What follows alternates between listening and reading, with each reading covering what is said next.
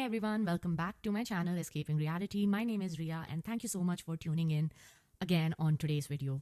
So I think one of the most important aspects of landing your dream job is basically getting your CV selected. All the work you have done in your professional journey or your student life, it is your CV where you capture the essence of it and you highlight your achievements, the responsibilities you have taken, the tasks you have, implemented in your professional career, and why that is relevant to the job that you're applying to and why you could be a good fit to that role or the company. So, of course, your interviews count towards you being a good fit and then highlighting everything. But basically, if a recruiter is not seeing you, if they haven't seen your face and they have hundreds of CVs for a role, they basically need to find the one that is the best fit and then choose that person to proceed to the next round, which is the interviewing stage. So I fully sympathize with the recruiter because basically they have to use a piece of paper to assess how good a person is for the role. And sometimes it's not fully fair because some people might be really good on a CV but may not be good in the interview stage.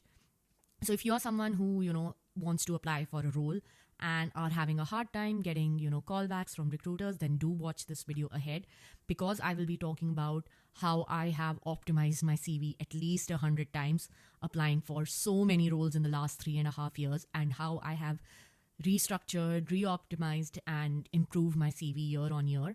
And every 6 months, your CV should reflect your growth within the professional journey for it to be relevant to the role or the company you are applying for.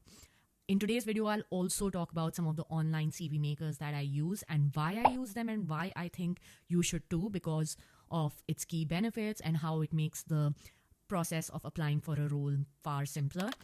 And I will also talk about when you should apply for a role, how you should apply for a role, and what are the things you should highlight in your CV to get a call back from a recruiter for the role that you are applying for.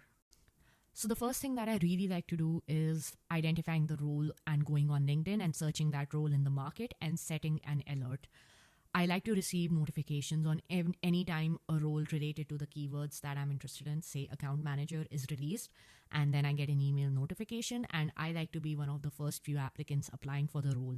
So if you see LinkedIn, there could be thousands of applicants for a singular role.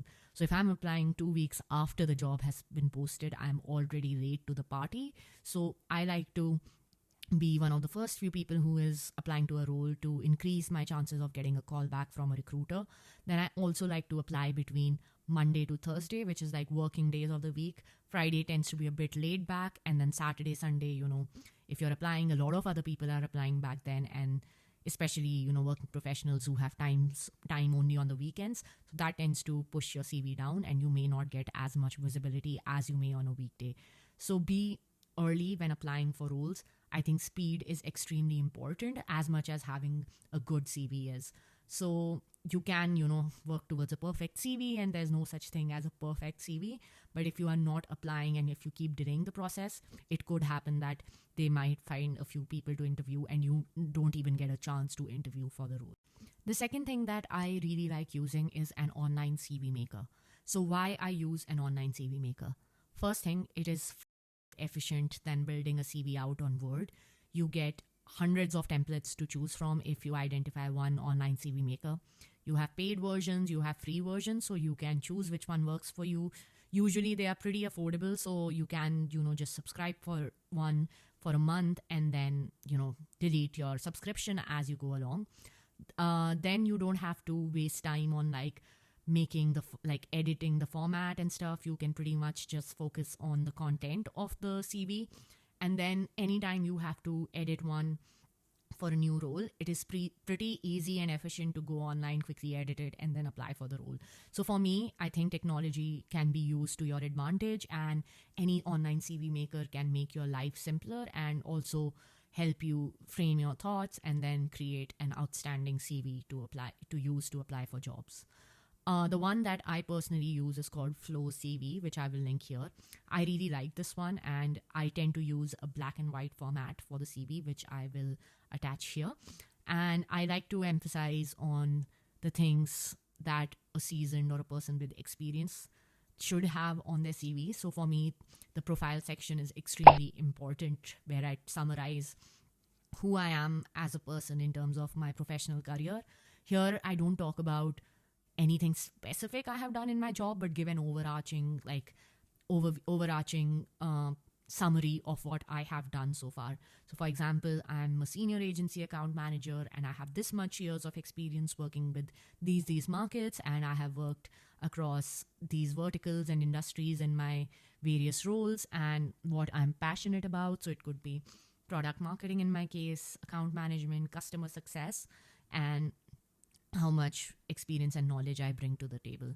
So, if you are someone who has plenty of experience, I think your profile summary should be at least 5 to 6 lines talking about who you are as a professional person, and not specifically talking about the role you have done, but your career journey so far.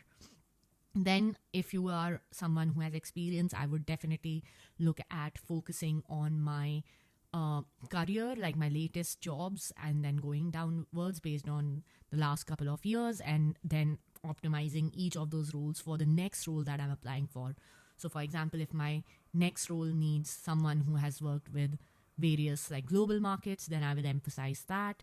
If they need someone who has experience building a team or leading a team, then I will highlight how I have led team initiatives or grown my team or managed different people. If they need me to have experience with certain tools, so if they need me to have experience with Salesforce, I will say Salesforce on my CV and not say CRM systems and stuff like that. So the attention to detail is extremely necessary when you're applying for a role, and that's where an online CV comes into place. So every time a role that I'm interested in comes up, I basically highlight all the words that I see there. I will copy the job description in a Google Doc and then basically highlight the keywords that are most relevant. So, for example, I have attached here, you can see all the keywords that are most important to me, and then I will try to use those in my CV. These keywords should look organic. It should not look like you have just copied the description, because when you give an interview also, it will come up that have you actually used all of these, or have you actually done everything that you're highlighting. So definitely have the right experience for it, and this should get you to match your CV with the recruiter.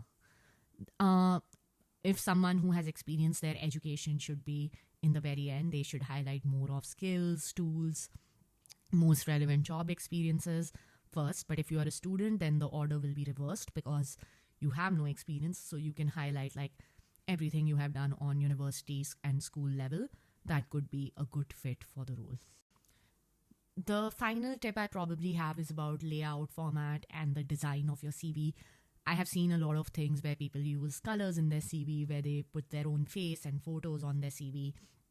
I think it may work for some, but I personally feel like a PDF document of a black and white CV works the best, and it should have good structure. It should be easy to read as well as descriptive. You should also emphasize on things such as achievements in your CV. So quantifying everything that you have done to highlight that you have delivered tangible results is really important. I will also not use like thick yellow borders or like highlight like things in various colors on my CV. I think a traditional CV in a black and white format should work the best. And always save your CV in a PDF document, avoid a Word document, and stick to 2 pages.